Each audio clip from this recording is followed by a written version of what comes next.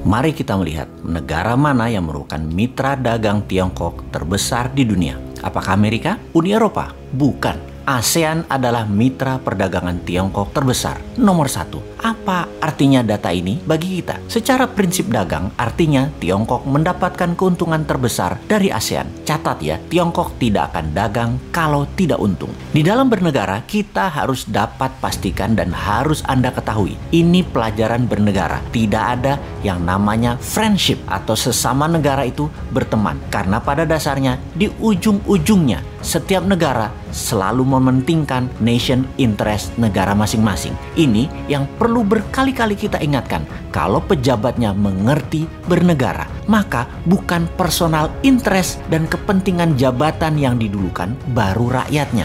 Harusnya rakyatnya didahulukan, baru kalau ada implikasi cuan buat dirinya, ya atur dah sana. Walaupun sebenarnya itu tidak boleh, tapi namanya juga pejabat berkuasa mutlak. Bisalah diatur oleh mereka untuk mereka dapat sesuatu di zaman old mind begini. Beda nanti pada saat zaman new mind-nya menjabat. Ya total pejabatnya abdi masyarakat. Bener deh, jangan seperti negara tetangga. Keuntungan pejabatnya didulukan, baru dibangun narasi nasionalismenya. Jadi negara tetangga itu punya strategi berkuasa dan mengelola negara untuk kepentingan sedikit orang, yaitu dirinya dan kelompoknya, terutama oligarki yang mendukung mereka. Bener deh, baru pertama kali di dunia ada bernegara itu dibangun dengan kekuatan narasi saja. Bahkan ada seorang menteri di negara tetangga tersebut membangun narasinya begini. Ketika Amerika datang ke mereka, pejabat Amerika itu berkata betapa jeleknya komunis Tiongkok dan strategi negara Tiongkok kepada banyak negara. Kalian, negara tetangga tersebut ya maksudnya, harus selalu bersama Amerika. Tapi begitu Amerika balik ke negaranya, gak ada apa-apa yang dikasih sama Amerika ke negara tersebut. Sementara dengan Tiongkok, Tiongkok berkata, kamu ke Tiongkok saja. Sepertinya kalian tuh perlu banyak jembatan, pelabuhan, jalan tol, bandara, kereta api. Sini, kami yang bangun. Gak perlu uang, kami sediakan. Yang penting nanti kalian nyicil ya, bayarnya ya. Kalau kalian gak ada uang juga untuk nyicil bayarnya, gampang. Bisa pakai sumber daya alam kalian dan tenaga kerja kami bisa kerja dengan aman di negara kalian. Jangan dihalangi, nanti kami gak invest lagi di negara kalian. Dan pejabat negara tersebut membantu penuh dengan ketaatan mutlak ke Tiongkok. Ini cerita negara tetangga, juga dengar dari bisik-bisik tetangga. Kagum rupanya pejabat tadi dengan Tiongkok, yang memang hebat sih fakta strategi bernegaranya. Misalnya ya, perbedaan Tiongkok dengan Amerika lainnya lagi adalah Amerika membangun pesawat F-35 itu biayanya sekitar 1,7 triliun dolar atau 1.700 billion dolar atau sekitar 10 kali APBN Indonesia. Tiongkok dengan yuannya senilai 1,7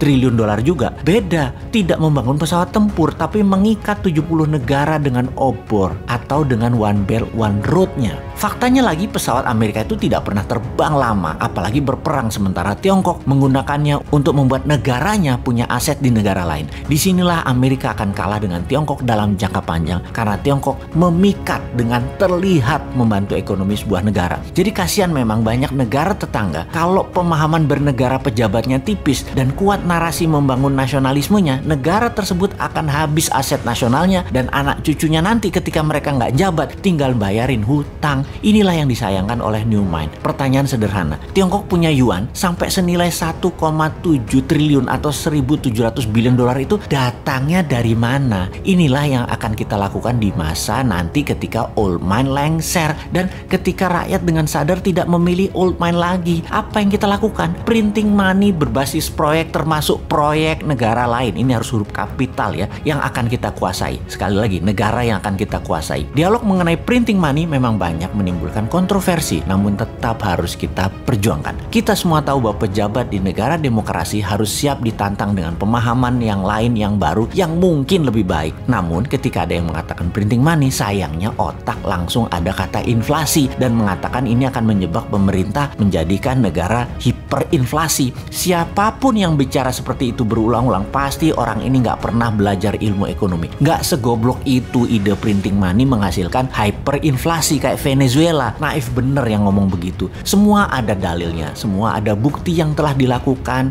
dan berjalan dengan baik. Kita ingetin ya, pada saat sebelum Perang Dunia Kedua, yang mana untuk biaya Perang Dunia Kedua, ekonom terkenal Profesor JMK yang menjadi penghitung war cost accounting atas biaya perang yang menjadi dasar Federal Reserve cetak uang, sebelumnya dia menjadi penghitung Project Relief Amerika yang lain yang membuat Amerika keluar dari Great Depression. Profesor JMK juga menghitung dan membangun Amerika berbasis infrastruktur statis jalan bebas hambatan di tahun 1933 dan 1936 dalam pemerintahan FDR, Franklin Roosevelt. Juga berbarengan infrastruktur dinamis membangun industri permesinan yaitu kendaraan bermotor, pembangkit listrik, dan alat-alat kebutuhan rumah tangga. Dana tersebut dari mana? Cetak uang berbasis proyek yang bernama New Deal. Program ini memiliki moto 3R, Relief, Recovery, dan Reform. Fokus program ini diadakan untuk mengatasi pengangguran dan kemiskinan, pemulihan ekonomi ke level wajar, dan pengaturan ulang sistem ekonomi agar depresi tidak kembali terulang. Dua peristiwa tadi, New Deal FDR untuk Amerika keluar dari depresi dan memenangkan perang adalah strategi printing money. Oke, sekarang ke Amerika. Bosen-bosen deh lu bolak-balik ke Amerika, tapi namanya belajar ya nggak apa-apa diulangi lagi. Karena tidak ada yang namanya keunggulan di dunia ini. Yang ada hanya pengulangan, alias kalau mau unggul maka ulangi. Di sini terkadang timbul kekosletan otak si Sontoloyo ini. Selain konsep MMT di dalam membangun Indonesia yang tidak bisa diterima oleh para menteri yang pro IMF juga pro obor, maka mungkin baru bisa dijalankan setelah mereka tidak menjabat.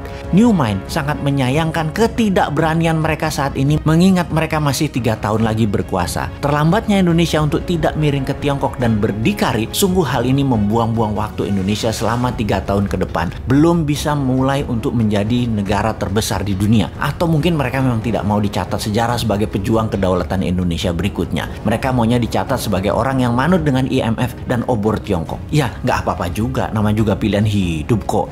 Oke. Jadi, ada baiknya kita ambil program New Deal ala Amerika ini untuk Indonesia. Kita akan printing money untuk membangun seperti apa yang Amerika lakukan tahun 33 sampai tahun 42, seperti Tiongkok bangun tahun 89 sampai 2009, ditambah lagi kita adopsi New Deal-nya Stephanie Kelton untuk yang punya konsep printing money ini. Apa konsepnya? MMT-nya New Mind ada SWF, printing money, TINA, Tiara, dan sekarang ditambah Green MMT. Kita perang dengan perusak alam serta perang dengan globalis yang menggunakan virus. Jadi kita akan membela kesehatan dunia. Kita akan pimpin dunia untuk lingkungan hidup, kesehatan, atau pro-life strategi. Ini pasti dilawan keras oleh globalis cabal yang anti-life, tidak pro-life. Cabalis mendukung nuklir, uranium, fosil oil, batu bara, virus COVID yang meluas dan merusak lingkungan lainnya, termasuk perang bedil-bedilan seperti yang terjadi di Timur Tengah saat ini. Jadi kembali ke printing money. Masih bilang inflasi, tak tutup endasmu.